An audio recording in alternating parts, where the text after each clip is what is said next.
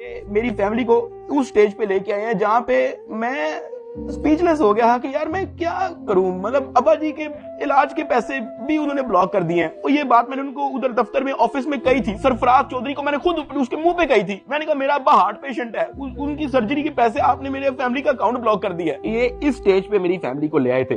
बड़ी साहब पता है कि ऐसे बड़ी ज्यादती हुई है इस बंदे के साथ, जो है ना, इतनी बड़ी ज्यादती हुई है कि मैं बयान नहीं कर सकता। देखें, जितना जुर्म हो ना, सजा उसके हिसाब से होनी चाहिए। उसको ओवरडोज मिल गई है। अब डकी जो है ना, मेरी हमदर्दियां उसके साथ हैं। मुझे 23 दिन बंद रख के चुपेरे मार के मुझे कोर्ट पे लेके जाते थे कि मैं किसी मीडिया के किसी माइक में बोल ना दूं। जिस्मानी रिमांड पे एफआईए के पास जाना है या उसके बाद जेल जाना है, तो बोलने कोई मसला नहीं है। ये जो इस तरह के होता है ना, बच्चे मासूम है ये। मैंने तो उसका बयान दे के, वो बेचारा जमीन पे बैठा हुआ है, उसने अपने आप को आजिज मिस्कीन बना के पेश किया। बातें सख्त हैं, लेकिन उसे अपनी बॉडी लैंग्वेज इस तरह की रखी है, अगर देखने वाले बंदे को उस पर मुझे हमदर्दी होनी शुरू हो गई है। और इसने अच्छा किया है।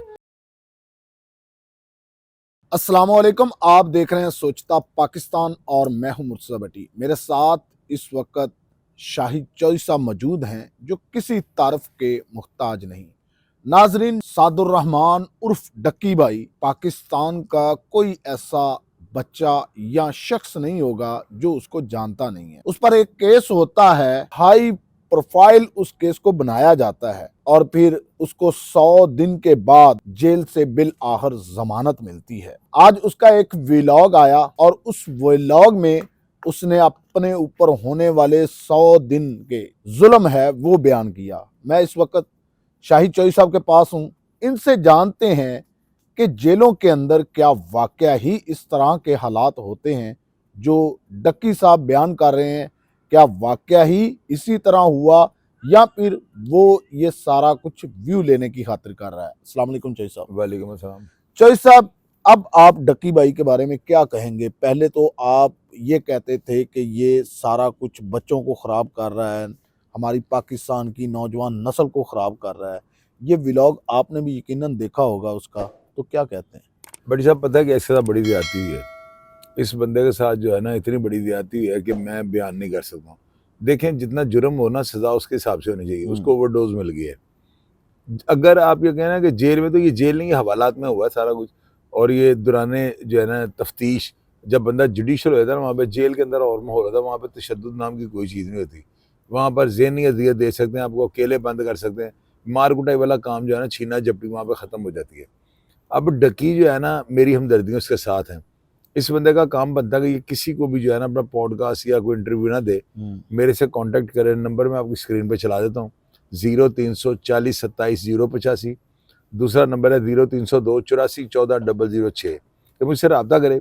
मैं इसको बताऊँगा कि ये जो गंदे अंडे जिन्होंने इसका माल खाया है, इसको अजियत दी है, ज़हनी टॉर्चर किया है, हमसे बेजाब में रखा, खौफ में मुबतला किया, इसकी फैमिली को हरासा करके उनसे दिहाड़ी लगाई है, मैं इनको जो है ना बिल्कुल बेनकाब कर दूंगा। इनको जो है, अब जिस तरह मैं लोगों के साथ करता हूँ, बुरे बंदों को मैं जो जहन्नम वासल का लफ्ज़ इस्तेमाल करता हूँ, इनके बारे में मेरी बॉडी लैंग्वेज देखिएगा। मेरा नहीं ख्याल कोई और यूट्यूबर इतनी हिम्मत करेगा। तो जब भी कोई ऐसा करप्ट अफसर हमारे हथे चढ़ेगा तो हम तो फिर बोलेंगे ना, बात से मैं नहीं आऊँगा। और इनके खिलाफ तो मैं ऐसे बोलूँगा जैसे स्वाब का काम है। तो मैंने इस बंदे की बड़ी तारीफ़ें की थी, चौधरी सरफराज की ना। मुझे दुख इस बात का कि मैंने अपने अदारों की, यानी कि अपन, मैंने बड़ा जांबाज, इसको पता नहीं क्या क्या कुछ कह के किया। बिल्कुल। लेकिन इस बंदे ने, मैंने कहा शायद अगर इसके अंदर कोई कमी बेशी होगी तो हमारी बातों से और बेहतर नताइज देगा।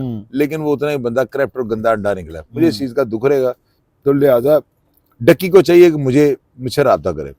अच्छा चौधरी साहब, जिस तरह डक्की ने अपनी वीडियो में बयान किया कि उसको जब पकड़ा गया तो उसने पहले 23 मिनट के अंदर सब कुछ दे दिया, अपनी आईडी, पासवर्ड सब कुछ दे दिया, उसके बावजूद उसको 23 दिन तक रिमांड पर रखता। यार ये जो इस तरह के होता है ना, बच्चे मासूम है ये। मैंने तो उसका बयान दे के, वो बेचारा ज़मीन पे बैठा हुआ है, सिर्फ वो इसलिए बैठा हुआ है कि कोई बंदा मुझे देखे तो ये ना कि ये अकड़ के बातें कर रहा है।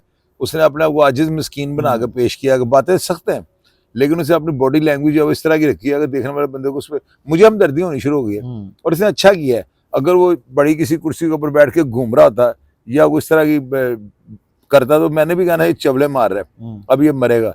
लेकिन उसने बड़े महज़ब तरीके से जो है अपना मैसेज डिलीवर किया। मुझे बड़ा पसंद है उसका इस ज़मीन पे बैठ के वो अपने गोडों को पकड़ के। तो लिहाजा जो उसने कहा कि मुझे मारते रहे हैं ये करते हैं। मैं कहता हूँ मुझे कम मारो, ये उसके मासूम जो है ना बातें मुझे हिला के रख दिया उन्होंने। बड़ा जुल्म हुआ इसके साथ। उसका जुर्म इतना बड़ा नहीं था, उसका जुर्म था इखलाकी गलती कह लेंगे, कह लें चलो बस ठीक है वो कर बैठा, गलती कह सकते हैं आप, जुर्म नहीं से कह सकते। उसे पता होता है जुर्म से कभी नहीं करना था। उसकी बीवी को डराते रहे, माँ को डराते रहे, पैसे दिहाड़िए, अपने बाप को उन्होंने कौन समझा हुआ था। तो ये सारी चीजें जो है ना बड़ी घटिया हरकतें हैं।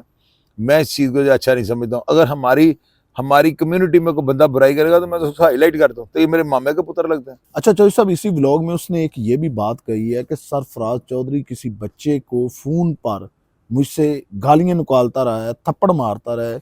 ये किस वजह से काम हुआ? यार ये पता है, वो अपने किसी रिश्तेदार वगैरह को दिखाता होगा जो उसका फैन होगा।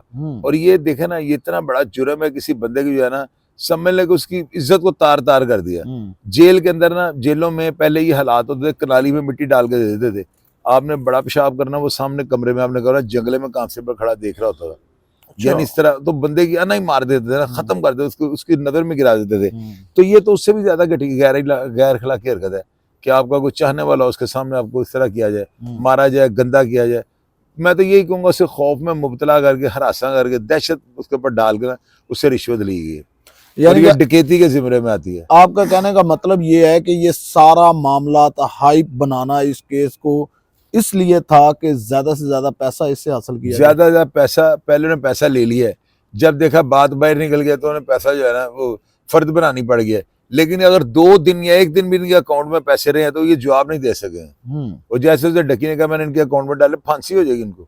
यानी कि डकी ने किसी स्टेट के अकाउंट में नहीं डाले, इनके डायरेक्ट वो बताया नहीं सकते, शुएब नाम को गया उसके अकाउंट में मैंने डाले हैं। ठीक है, तो ये चीज इनका पठा डूब देगी, ये बात याद रखिएगा। अच्छा चौधरी साहब, जेल के अंदर के भी उसने हालात बताए कि वो एक कोठरी के अंदर बंद था, वहां पर वॉशरूम करने के लिए एक छोटी सा हाइट थी, दीवार थी।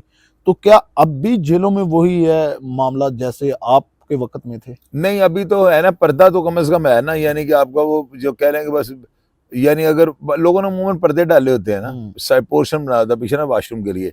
लेकिन अगर मिसाल के तौर पर पर्दा नहीं भी है, नए मुलाजे में जैसे बताया जाता है पहले दिन है, तो वहां पे इतनी जगह जरूरत है कि बंदा नजर नहीं आ रहा होता हाजत करते हुए ना। तो लेकिन जब बंदा अगले दिन गिनती पड़ती है, अगले ही दिन, आज पहला दिन तो ऐसे होता है, दूसरे दिन जो है ना आप पर्दे डाल सकते हैं। अभी तो जेलों में बहुत ज्यादा, जेलों में जो है बहुत ज्यादा फैसिलिटेट कर दिया गया है। वो तो लगता ही नहीं आप जेलों के अंदर ऐसा लगता है जैसे बेडरूम में रह रहे हो। अच्छा चौधरी साहब, डकी ने एक ऐसे शख्स का नाम भी लिया कि वो मेरा बड़ा भाई था, उसको बड़े भाई का नाम दिया, कोई इदारे का था जिसने ये सारी बाद में तफ्तीश की और ये सरफराज और बाकी लोगों पर उसने मुकदमा दायर किया। उसके लिए आप क्या कहेंगे? पता है क्या, जब वो बड़ा भाई कह रहा है, ज़ाहिर है इसने इसको रोल में कोई नेगेटिव तो चीज नहीं देखी होगी, पॉजिटिव भी उसका देखा होगा ना। तो मैं जरूर, अगर मुझसे उसका कांटेक्ट होता है या मेरे पास नंबर आता है, मैं खुद कॉल करूंगा, ऐसी कोई बात नहीं है। तो अगर वो मुझे मौका देगा ना, तो मैं इस बड़े भाई को जो है ना इसको जरूर अप्रिशिएट करूंगा कि अगर एक बंदे ने उसका इस ऐसे हालात में भी उसका साथ दिया तो उसका बड़ा मोहसिन है वो, और उसने बड़ा अच्छा किया कि व्लॉग में उसका नाम बड़ा भाई रखा हुआ है। तो ये सारी चीजें होती हैं। उसको जो है ना, अब देखिए उसकी जिंदगी में बहुत बड़ा चेंज आएगा। उसका रवैया बता रहा है कि अब वो डकी वो नहीं रहेगा, वो चंचल, वो शौक खत्म हो गया। अच्छा चौधरी साहब, लास्ट में क्या मैसेज देंगे? जैसे डकी ने कहा कि जब मेरे पे मुश्किल वक्त आया, मेरे घर वाले, मेरे भाई, मेरी वालदा साथ रहे, बाकी सब दोस्त यार पीछे हट गए, तो क्या मैसेज देंगे? वो टेस्टिंग केस था ना भट्टी साहब, वो टेस्टिंग केस था, लोग डर गए थे कि FIA ने पकड़ लिया, पता नहीं इसका चूरन चटनी इसकी बना देंगे। होता है बंदे के साथ, हम भी जब शुरू में होता था, अभी अल्लाह ना करे, अल्लाह ना करे, अल्लाह ना, अभी सैकड़ों लोग हमारे पीछे आ जाते हैं। उनको पता होता है ये स्टार्ट ऐसे ही होता है, बंदा डर जाता है कि यार पता नहीं मेरा कोई मसला ना खड़ा हो जाए।